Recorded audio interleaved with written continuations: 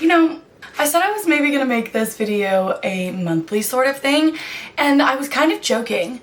However, y'all seem to really like the last one, so I guess here we are again with another cleaning out my Goodreads TBR video. Hey y'all, welcome back to my channel. Hi, hello, how are you? How has your week been? So if you're new here, I seem to have started this series where I basically just go through my Goodreads TBR and I decide whether or not I actually want to read these books or if I want to delete them. And so the last video I had gotten my Goodreads Want to Read list down to 432 books, and now here we are a month later and I currently have 452 books on my Goodreads Want to Read list. I'm not sure if I'm actually like making any progress with like paring down my Goodreads Want to Read list, because it generally kind of seems like when I do these videos I kind of just like get the number of books down to what it was at the end of the last video and like don't really delete any additional books. Let us get started, I guess. Okay, the first book,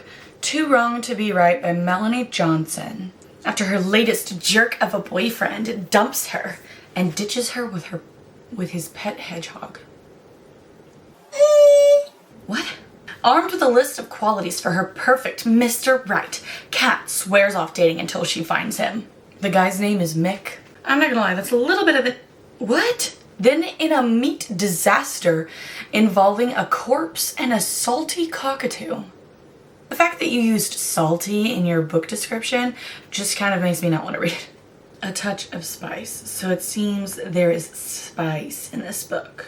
So I'm gonna go ahead and get rid of it because I generally try to steer clear of spicy books. The next book, We Love to Entertain by Sarah Strohmeyer. I'm assuming this is a thriller. Yep, a fast-paced, riveting psychological thriller. It's like a fixer-upper show type book, but I'm gonna go ahead and delete this book because it only has a 3.09 star rating on Goodreads, and that is like not that great. So we're gonna go ahead and delete that. Pretty Dead Queens by Alexa Donay.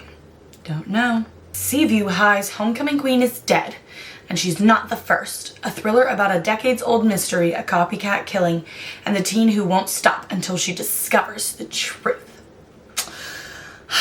Life is just so tough, you know? 17-year-old Cecilia Ellis goes to live with her estranged grandmother, a celebrated author whose Victorian mansion is as creepy as the murder mysteries she writes.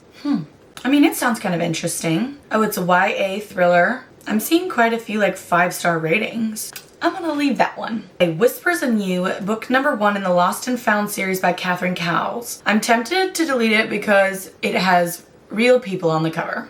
I'm assuming that this has spice in it, okay? I feel like with like romance books, especially the ones that have real people on the cover, you can just assume that there's spice in it. As stolen moments turn to days, halts around every corner with his burning stare and lingering touches.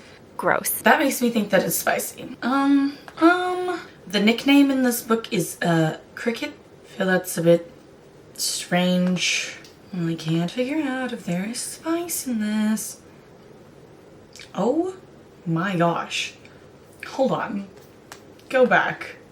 Let me actually read the description of this book. Okay, no, it doesn't say this in the description, but I'm gonna say it anyways. I just read one of the reviews that says like the bad thing that happened before the book started was that they were friends, I guess. I'm not sure if they were together or what, but the girl was waiting at her house for the guy to come over.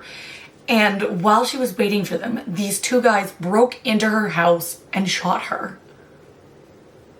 Now I'm intrigued. And so this is like a second chance romance. I'm not entirely sure that there's no spice in it, but we'll see. I'm gonna leave that. The parents are having a 50th wedding anniversary. They have 3 grown children, but their children don't have love in their lives. Okay, wait a minute. How old are their children? If they're having their 50th wedding anniversary and their children are all single, how old are their children? Because like I'm 23. My parents have been married for 27 years. So at my parents' 50th wedding anniversary, I will be 46 years old. Is that how old these children are?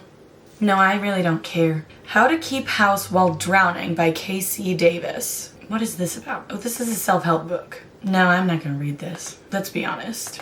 I generally don't read self-help books. The Rule of One by Ashley Saunders. Dystopian. Okay, let's see. A one-child policy in the U.S.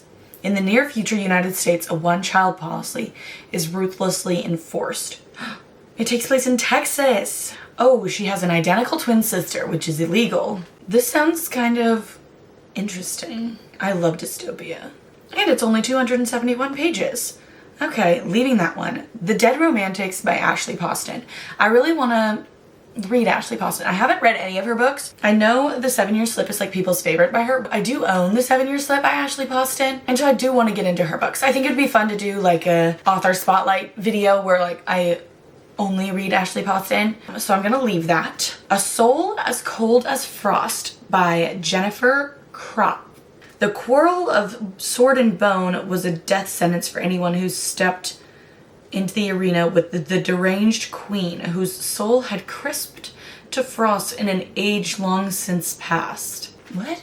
Oh, this is like a fun little Christmassy fantasy book, I think. And it's labeled as Christian fiction. I want to get more into reading Christian fiction. A Christmas retelling of The Lion, the Witch, and the Wardrobe. That sounds kind of fun. Oh, this is maybe the worst book I've ever read. I think it'd be kind of fun. Like a little Christmas fantasy book. I'll leave that. Okay, the next several books I know I can just go ahead and delete. The Simple Truth by David Baldacci. I do own that book, but I have finally made the decision to unhaul it. I have quite a few books that are like 90s mystery thriller books that I just like really honestly probably will never read. So I'm gonna go ahead and just like delete these ones. Okay, so I'm deleting The Simple Truth by David Baldacci. Zoo. This is the book that one of my absolute favorite TV shows is based on. I kind of still want to give it a chance. We'll leave that one. We won't delete that one just yet. Confessions of a Murder Suspect. I can't remember if I decided to unhaul that one, so I'll leave that one. But Isolation Ward by Joshua Spinogle.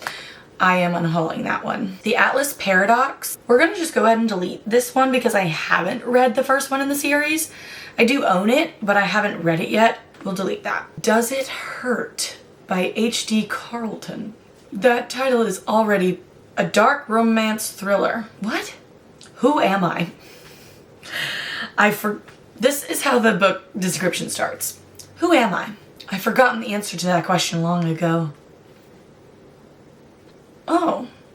No, I think I'm gonna delete this book. Now I'm a girl who's seeking refuge in a decrepit lighthouse with a man who loathes me almost as much as he craves me. He wants to hurt me, but the old caretaker of the abandoned island may have intentions far more sinister. Is this like a torture book? Dark romance. They're trying to compare this to Zade Meadows from Haunting Adeline. I just read a review. I'm not gonna repeat it. I'm sitting here staring at a wall, fully traumatized by what I just read. I want every memory of this book plucked out of my mind. This is the creepiest book I've ever read. Therapy is a must. No, delete. No, we're not doing this. The next book is The Fine Print, which is the first book in the Dreamland Billionaire series by Lauren Asher. And I'm gonna go ahead and delete that because I know that those books are spicy. Delete. Better Than Fiction by Alexa Martin. As a self-proclaimed book hater and a firm believer that the movie is always better, Drew Young didn't anticipate inheriting her grandma's bookstore, The Book Nook. Oh, but the guy is a hopeless romantic. That sounds kind of cute, because usually, you know, it's the other way around. Is it spicy? That's the real question. It was so boring and not fun at all. Lauren should just fun at a party. I'm not seeing anything that's mentioning any, like, spice. So I'm gonna leave it, because that sounds fun. The Luminaries by Susan Dennard. Hemlock Falls is not like other towns. Oh, that is an animal skull on the cover. Well, ain't that nice? Paranormal. I'm generally hesitant about reading paranormal. I'm not sure. And since I'm not sure about it, I'm just gonna delete it. This Woven Kingdom by Tahara Mafi. I own that book. Pack Up the Moon by Kristen Higgins. I own that book. Radio Silence by Alice Oseman. I own that book. So I'm leaving all 3 of those. The Magpie Society books by Zoe Sugg. I love Zoe Sugg, but let's be honest, I probably will never actually read these books. So 1 for Sorrow, the first book, delete that. 2 for Joy, the second one, delete that. Then we have 5 Survive by Holly Jackson. I'm leaving that because I want to get to that at some point. The next book is called The Cloisters by Katie Hayes. That's a weird word. This looks like it's kind of like it looks like a kind of gothic thriller.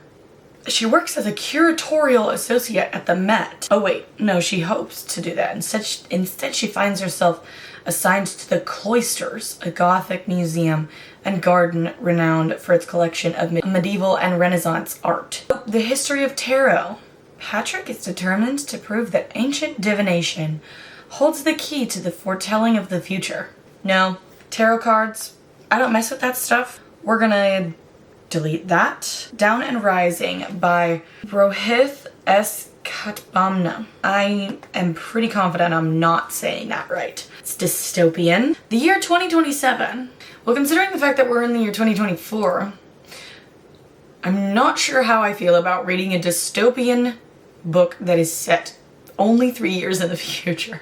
Mass revolts and warring nations have claimed countless lives and destroyed vast lands. Forced into a dark slumber, the world now draws fewer breaths and hosts infinite graveyards. In England, 10 survivors who have journeyed many miles are on a path ready to converge. With histories soaked in the blood of betrayal, lies, and deceit, one common thread binds them all: the human instinct to seek a greater truth. It's got a 4.71 rating on Goodreads. That's pretty good. I'm gonna leave that. The 5th Season by N.K. Jemisin. A fantasy dystopian book. Her daughter gets kidnapped by her husband, and she has to navigate the dying world to try to save her. Ooh, it was a nominee for Reader's Favorite Fantasy on Goodreads in 2015. I'll leave it. I think I actually took a photo of it in Barnes a couple of weeks ago to add to my TBR. Why is This Woven Kingdom on here twice? Single and Ready to Jingle by Piper Rain. The girl who loves Christmas falls for the Grinch. He's my brother's best friend. He hates Christmas. How can you hate Christmas? 3.71 rating. Let's see if it's spicy. Okay, this person says it's steamy. I'm thinking it's spicy. What does that even mean? I don't want to know. There were some wonderful steamy scenes. Thank you for letting me know. Delete. One Last Shot is book number 3 in the Frozen Hearts series by Julia Connors. So delete. I always delete a book if it's not the first in a series. So deleting that one. Now is Not the Time to Panic by Kevin Wilson. It probably is the time to panic. All the time is the time to panic. I'm kind of not liking the covers. Wait, what? Frankie and Zeke make an unsigned poster. The Edge is a shanty town filled with gold seekers.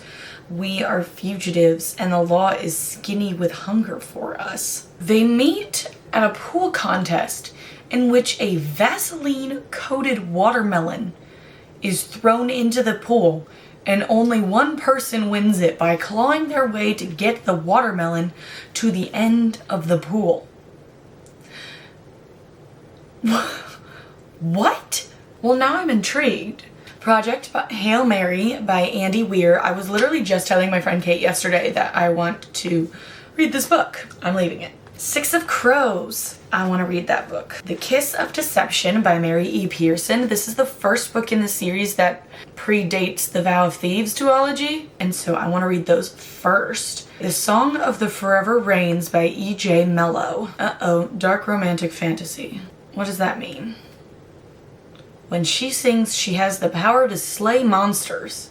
But is it spicy? See, I'm confused. Because some people are labeling it as adult fantasy, but some people are labeling it as YA fantasy. You can't have both. I'm just gonna delete it. You Can Run by Rebecca Zanetti. Romantic suspense. This seems like the kind of book I just said it's a romantic suspense and then was about to say this seems like the type of book my dad would like. Not because it's romantic suspense, but because it's about an FBI agent. Cons, very stereotypical big hands manly man. Delicate frail female relationship. The math did not quite mathulate. It's got a 4.19 stars. We'll leave it just to see. We'll give it a try maybe. Once Upon a Broken Heart by Stephanie Garber. I own that book, so I'm leaving it. Under the Never Sky by Veronica Rossi. Nominee for readers' favorite young adult fantasy and science fiction. She meets an outsider named Perry. That's what my car's name is. Perry. It's got a 3.98 stars on Goodreads out of 114,000 ratings. I'm gonna leave it. Sounds interesting. Shadow and Bone by Leigh Bardugo. Gonna leave that. Definitely gonna read it. Snow Like Ashes. Young adult fantasy. 16 years ago, the Kingdom of Winter was conquered and its citizens enslaved, leaving them without magic or a monarch. Orphaned as an infant during winter's defeat, Mira has lived her whole life as a refugee, training to be a warrior and desperately in love with her best friend and future king, Mather. She would do anything to help Winter rise to power again. The author rated it at 5 stars. People seem to like it. I'm gonna leave it. Next is Red Queen by Victoria Aveyard. I own that book, so I'm leaving it. Then The Family Game by Catherine Stedman. Thriller mystery. Harry is a novelist on the brink of stardom. Edward, her husband-to-be. Why is her name Harry? She meets her husband's family. Wait, what? Oh, he's long severed ties with his family. Christmas traditions. Is this like a Christmas, thriller novel? That could be kind of fun. Oh, her name's actually Harriet, which makes sense. But is it Christmas? I want to know. Seems kind of fun. I like books that have games in them, like the Inheritance games. So I'll leave that one. Next is The Wedding Dress by Rachel Hawke. My mom recommended this book to me. It's Christian fiction. I really want to read it. Next are several books in the Alex Cross series, which I do own, but I'm going to unhaul. So I'm just going to go ahead and delete them. Roses Are Red by James Patterson. Cat and Mouse by James Patterson. Kiss the Girls by James Patterson. How many people do you think have actually written books under the name James Patterson? Because let us be honest, there is no way James Patterson has actually written all of the books that are under the name James Patterson. Supposedly, this says that he's written 200 novels since 1976. That just seems impossible to me. For a minimum of 4 books a year. That's just not possible. I don't know the most, but right now I believe I have 31 active projects. He's 75? No. The co-writers he works with. No, these people write the books. Deleting Jack and Jill by James Patterson. Oh no. I've been filming for almost 50 minutes. That's gonna take me a long time to edit. So I guess I should end it there. I got it down to 431, which is one less than what it was at the end of the last video. I guess that's just where we're gonna have to end it because this video's gonna take me a long time to edit now that I've got 50 minutes of footage to go through. So I deleted 21 books. I mean, that's better than 0, I guess. Anyways, that is all I have for you guys today. If you enjoyed this video, please give it a thumbs up to let me know that you enjoy this type of content. Comment down below how many books are on your Goodreads Want to Read list. I want to know if having 400 plus books on your want to read list is abnormal or if other people can relate. And subscribe to my channel for more bookish content in the future. I hope you have a lovely rest of your week and I will see you guys next time. Bye.